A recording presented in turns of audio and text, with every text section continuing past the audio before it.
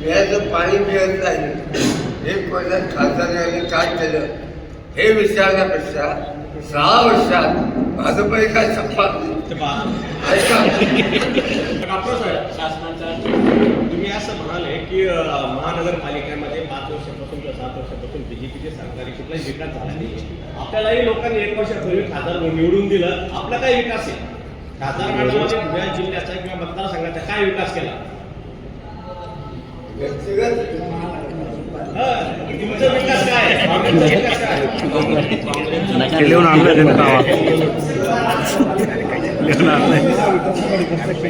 तुम्ही कामं करत ते म्हणून उभा राहणे पण आंदोलन केलं होतं या सभागृहामध्ये मॅडमच्या विरोधात. आम्ही एकदम सर त्यांना बोलू द्या ना.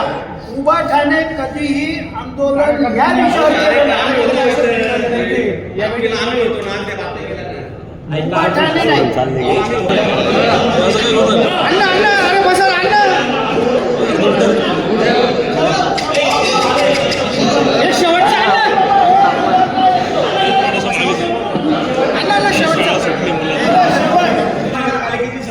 प्रशासक आहे तरी सुद्धा आपण खासदार म्हणून आपली भूमिका मांडली नाही. खासदार हा महानगरपालिकेत काही काम करत नाही.